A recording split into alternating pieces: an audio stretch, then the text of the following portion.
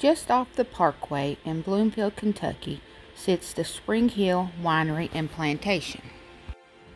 I recently did a video of the history of the Springhill Plantation, but I also wanted to share the paranormal side of it as well. As you pull up the gravel driveway, you not only see the beauty of the plantation, but you can also feel a strong energy all over your body. If you ever feel this sensation while on an investigation, you know definitely what I'm talking about. You can feel the energy, you can feel the sadness, you just tingle all over. As you enter the gift shop and walk to the back of the room, there is a small bar for sampling the wines that they make on site from their vineyards. One of the top sellers is the Plantation White Wine. A former owner, Eddie O'Daniel, shared some of his experiences while owning the Springhill Plantation. He said there were times when he and his wife would hear footsteps upstairs when there was no one else in the house.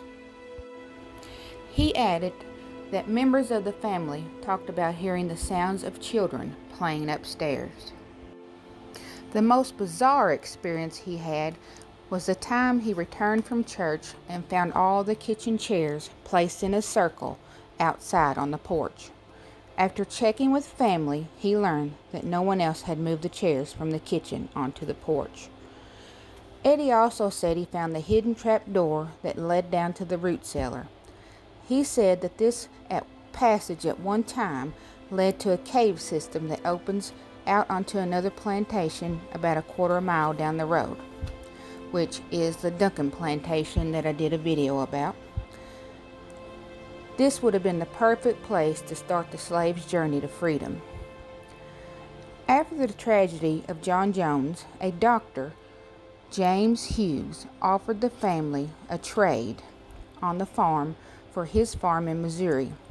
Hughes would be the second owner of the plantation.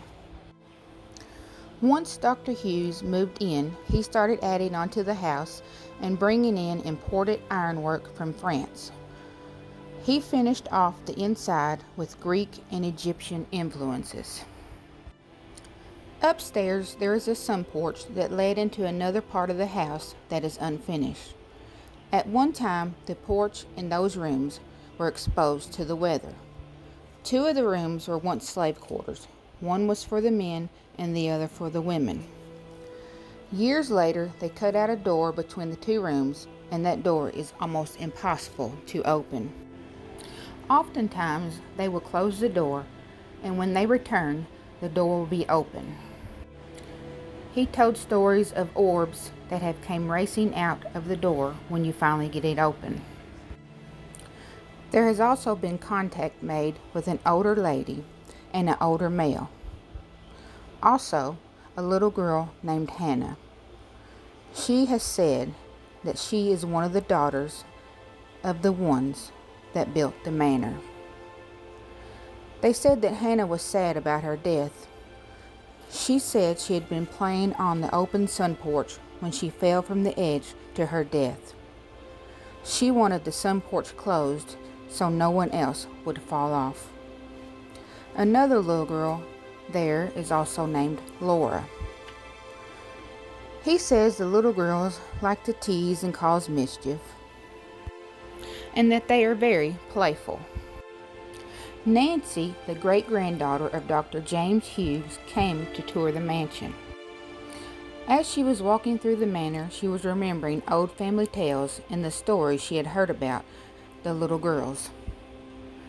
This was a story that had been passed down from her family for over 100 years. Nancy said that her grandparents told her that during their evening meals, they would hear the laughter of the little girls and their footsteps upstairs. Nancy said the girls were always full of mischief and playing tricks on them. Nancy even showed a photo of 4 little girls found in a box of old family photos that she thinks are the girls who are haunting the Springhill Mansion.